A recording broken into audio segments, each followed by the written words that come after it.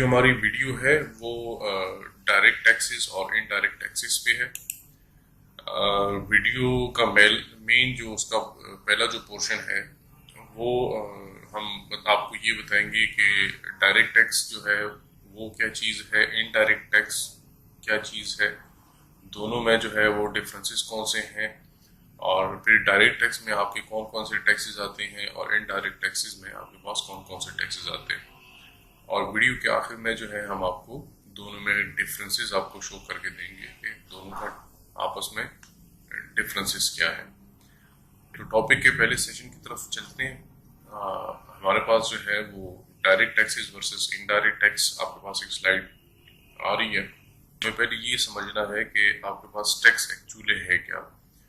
तो टैक्स जो है ये एक कंपल्सरी कंट्रीब्यूशन है जो लोग अपने गवर्नमेंट को पे कर रहे होते हैं, और उसका कोई डायरेक्ट रिटर्न जो है वो आप उसको वो नहीं कर सकते, आप एक्सपेक्टेशंस जो है आप उसकी डेवलप नहीं कर सकते। अगर हम ऑक्सफोर्ड डिक्शनरी की डिफिनीशन पे अगर हम जाते हैं तो टैक्स जो है that is a contribution levied on persons, businesses और property for the support of government. तो टैक्स का मेन जो पर्पस है वो यही है कि आप जो है गवर्नमेंट को आप पे कर रहे होते हो, और गवर्नमेंट जो है फिर वही पैसे आपके ऊपर फिर लगा रही होती है। गवर्नमेंट के पास जो है अर्निंग के लिए और कोई रास्ता नहीं होता। मेजर जो उसके पास एक सोर्स ऑफ रेवेन्यू होता है वो टैक्स की सूरत में ही होता है। तो गवर्नमेंट जो है वो मोस्ट प्रोबेबली टैक्सेस पे ही डिपेंडेंट होते हैं। वजह क्या है? वजह ये है कि टैक्सेस जो है वो गवर्नमेंट इसीलिए कलेक्ट करती है कि वहाँ पे जो है आपकी रेवेन्यू कलेक्शन इंक्रीज हो, सिर्फ सस्टेनेबिलिटी की तरफ गवर्नमेंट जाए। इसी तरह जो है आपका इकोनॉमिक ग्रोथ जो है उसको प्रमोशन मिले, और इन रिटर्न जो है वो जो वहाँ के सिटीजन्स हैं उनकी जो लाइवलीहुड है या उनका जो स्टैंडर्ड ऑफ लिविंग है उसका जो है वो इंक्रीज हो। अब अगर हम बात करें पाकिस्तान की, तो पाकिस्तान में इस टाइम जो है वो हमारे पास दो तरह के टैक्सेस हैं। मेजर जो ब्रॉडर एस्पेक्ट से हम देखें तो हमारे पास दो तरह के टैक्सेस हैं।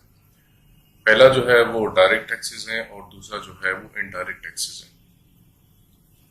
अब डायरेक्ट टैक्सेस जो है वो उसका जो मेन जो उसका जो एसेंस है वो ये है कि ये टैक्स जो है ये कंज्यूमर से डायरेक्टली कलेक्ट होता है, जबकि इनडायरेक्ट टैक्स जो है वो कंज्यूमर से डायरेक्टली कलेक्ट नहीं होता, और ये जो है वो इनडायरेक्टली कंज्यूमर से रिसीव होता है। टैक्स एक बंदे को लगता है और उसकी रिकवरी जो है फिर दूसरे बंदे से की जाती है। अल्टीमेटली जो टैक्स का बर्डन जो है वो सारा का सारा एंड कंज्यूमर पे आ रहा होता है। अगर हम नेक्स्ट स्लाइड पे जाएं और हम देखें तो आपके पास जो है वो दो पोल्स आ रही है, एक डायरेक्ट टैक्स है, एक इनडायरेक्ट टैक्स है। अब डायरेक्ट टैक्स के अंदर जो है वो कौन सी ऐसी टैक्सेस हैं जो कि डायरेक्ट टैक्स में फॉल करती हैं और कौन सी ऐसी हैं जो कि इनडायरेक्ट टैक्स में फॉल करती हैं। डायरेक्ट टैक्सेस में मेनली जो है वो आपका इनकम टैक्स आ रहा होता है। इनकम टैक्स फिर मुख्तलिफ चीज़ों पे है, सैलरी पे है, आपकी रेंटल्स पे है, आप अगर आपने कोई सिक्योरिटीज जो है उसको आपने सेल आउट किया हुआ है उस पे है, कैपिटल गेंस पे है। इसी तरह कारपोरेशन टैक्स हो गया, इसी तरह जो है वो आपकी इंटरेस्ट ऑन सिक्योरिटी आ जाती है, इंटरेस्ट ऑन डेट आ जाता है, प्रॉफिट्स आ जाते हैं, और इसी तरह और रिसोर्सेज हैं। सपोज आपका फॉरेन से आपको कोई इनकम आ रही है उस पर जो है एट सोर्स डिडक्शन हो जाती है। तो आगे स्लाइड्स में हम देखेंगे प्रॉपर इसको कि डायरेक्ट टैक्सेस में जो है कौन कौन से शामिल है। ये जस्ट आपको एक बर्ड आई व्यू देना था कि डायरेक्ट टैक्सेस में कौन कौन से मेजर टैक्सेस शामिल। अगर हम इनडायरेक्ट टैक्स की हम बात करेंगे तो उसमें मेन जो है वो सेल टैक्स है, और उसके बाद जो है आपका वैल्यू एडेड टैक्स है। अगर हम पाकिस्तान की बात करें तो पाकिस्तान में हमारे पास जो है वो सेल टैक्स है इस टाइम, जिसको हम सिंपल टर्म्स में जीएसटी भी बोलते हैं। और बाहर की दुनिया में अगर आप यूरोपियन कंट्रीज की आप बात करें, आप जो है वो मिडिल ईस्ट की आप बात करें, यूएई साइड पे जो है वहाँ सेल टैक्स की जगह वैल्यू एडेड टैक्स है। तो मोर और लेस दोनों सेम चीज़ें हैं। इसी तरह एक्साइज ड्यूटी है, इसी तरह आपके कस्टम्स, फिर इस तरह कस्टम्स के अंदर जो है वो आपकी 3-4 चीज़ें आ जाती है, जिसमें से कस्टम ड्यूटी मेजर एक पोर्शन होता है। जब आप एक रॉ मटेरियल आप इंपोर्ट कर रहे हैं या कोई फिनिश प्रोडक्ट आप इंपोर्ट कर रहे हैं, तो इंपोर्ट स्टेज पे आप कस्टम ड्यूटी भी पे कर रहे हैं। अब उसी कस्टम ड्यूटी के साथ आप एडवांस इनकम टैक्स भी दे रहे हैं, आप एडवांस कस्टम ड्यूटीज़ या इसको एडिशनल कस्टम ड्यूटीज़ भी बोलते हैं, और इसी तरह जो है वो इसमें सेल टैक्स भी शामिल होता है। और इनडायरेक्ट टैक्सेस में मजीद जो है आपके गवर्नमेंट लेवीज आ रहे होते हैं, आपके जो है जो आपकी सेस होती है, गवर्नमेंट अगर उसने कोई रॉयल्टी जो है उस पर कोई टैक्स लगा दिया वो भी इसी में आएगा, और इसी तरह अदर सोर्सेज हैं जो हम आगे कवर करेंगे। हम आते हैं डायरेक्ट टैक्सेस के ऊपर। तो डायरेक्ट टैक्सेस जो है वो प्राइमरीली जो है वो उसमें आपकी जो इनकम टैक्स होती है अर्निंग्स पे मेनली वही चीज़ शामिल होती है।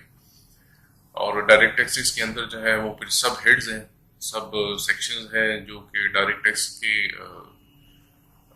कैटेगरी में जो है वो फॉल करते हैं। उसमें सबसे पहले जो है आपका इनकम फ्रॉम सैलरी है।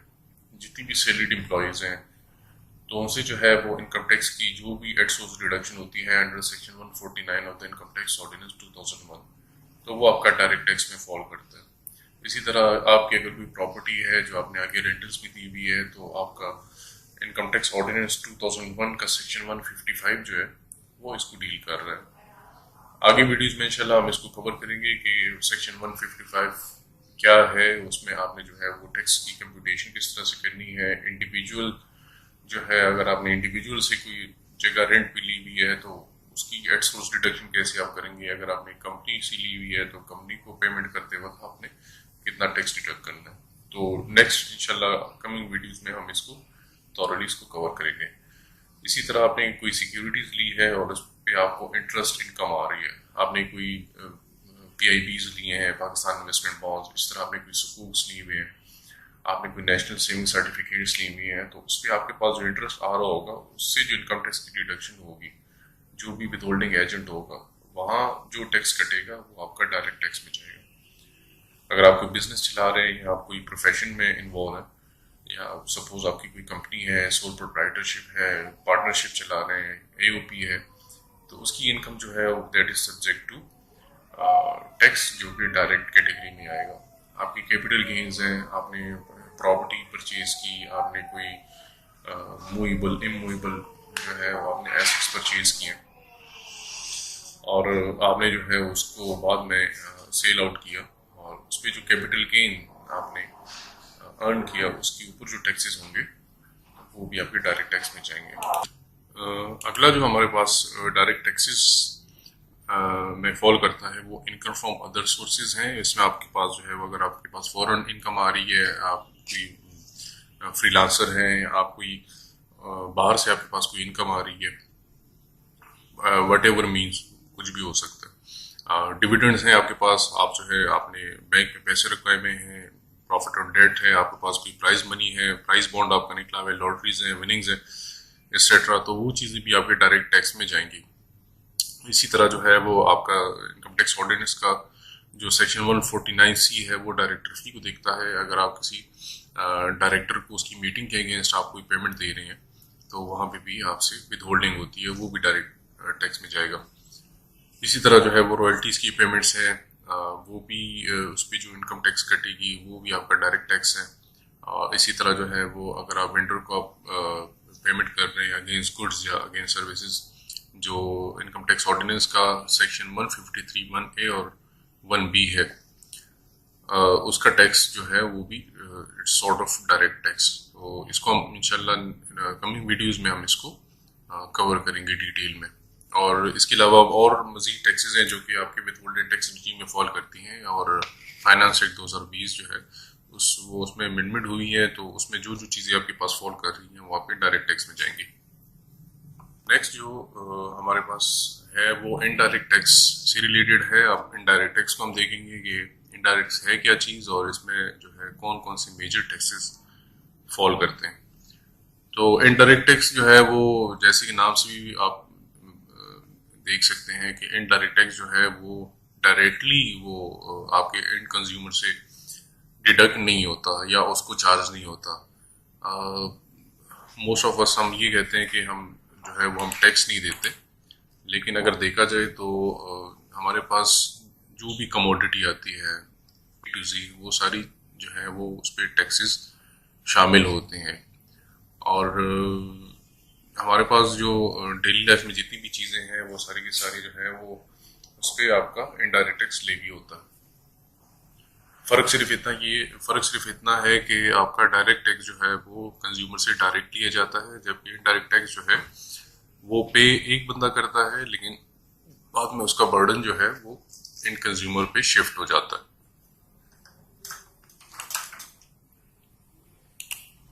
Indirect tax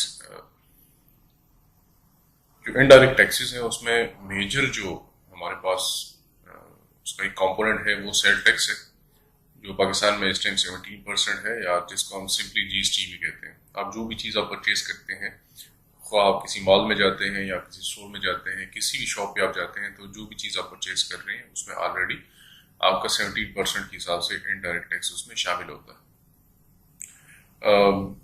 goods such as household items, clothings और बाकी जो आपकी बेसिक कमोडिटीज़ है उसमें आपका इनडायरेक्ट टैक्स जो है वो शामिल होता है। और जब आप जाते हैं फाइनल पेमेंट करने के लिए काउंटर पे, तो आपके पास जो भी रिसीट निकलती है उसमें आपका ऑलरेडी जीएसटी इंक्लूडेड होता है।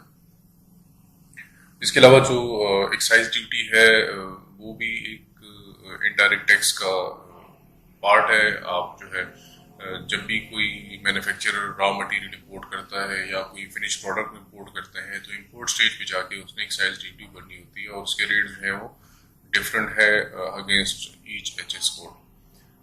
तीसरा जो है हमारे पास कस्टम्स है। अब पाकिस्तान में जब भी आप इंपोर्ट करेंगे तो इंपोर्ट स्टेज पे हर एचएस कोड के अगेंस्ट जो है एक कस्टम ड्यूटी एफबीआर ने आइडेंटिफाई की है, और इसको कहते हैं कस्टम टैरिफ।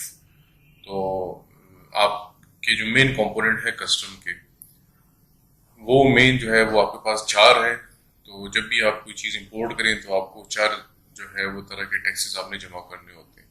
उसमें सबसे पहले जो है वो एडवांस इनकम टैक्स होता है।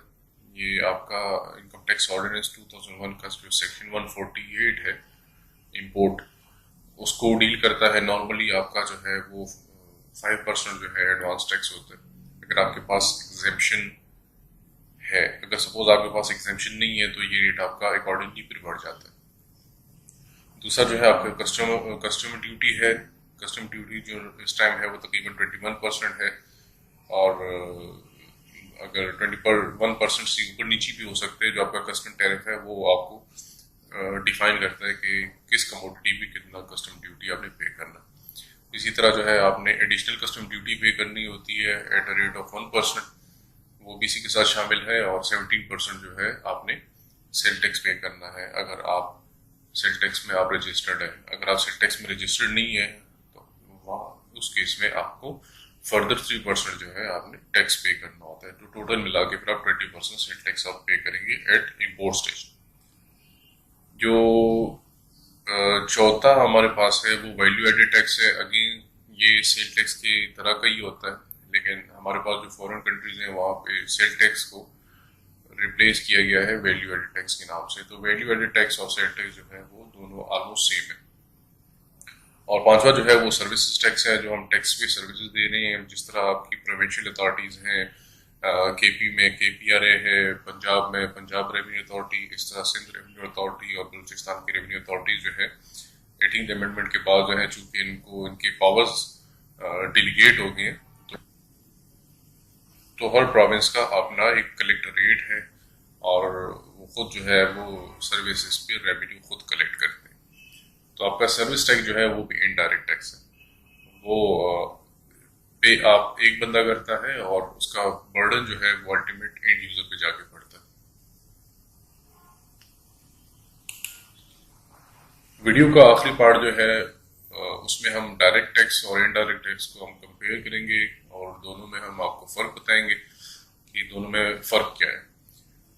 तो कुछ पैरामीटर्स हैं, उस हिसाब से हम उसके डिफरेंसेस देखेंगे। उसमें सबसे पहली जो पैरामीटर हमने आइडेंटिफाई की है वो है लेवीड ऑन, कि डायरेक्ट टैक्स जो है वो किसके ऊपर लागू होता है। तो डायरेक्ट टैक्स जो है वो आपके टैक्सेबल इनकम और जो आप भी एक्टिविटीज़ आप परफॉर्म कर रहे हैं उसके ऊपर आपका डायरेक्ट टैक्स लगता है। अगर इसको हम कंपेयर करें इनडायरेक्ट टैक्सेस के साथ, तो इनडायरेक्ट टैक्स आपका प्रोडक्ट एंड सर्विसेज पे लागू होता है।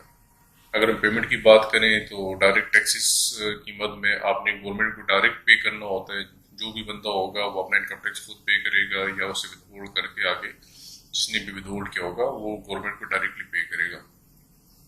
जब हम इनडायरेक्ट टैक्स की बात करते हैं तो वहाँ पे एक बंदा पे करता है और फिर आगे जाके वो चीज़ शिफ्ट होती है।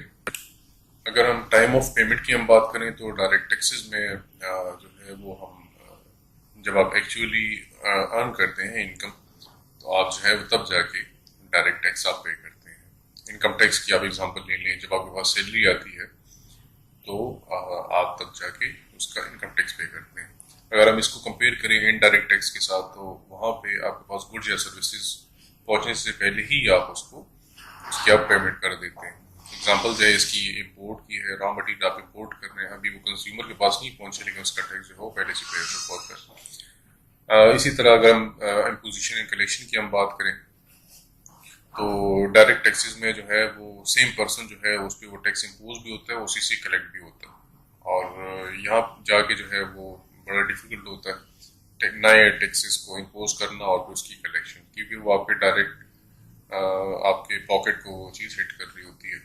अगर हम इसको कंपेयर करें इनडायरेक्ट टैक्सेस के साथ, तो इनडायरेक्ट टैक्स में एक बंदे के ऊपर जो है वो टैक्स इम्पोज होता है।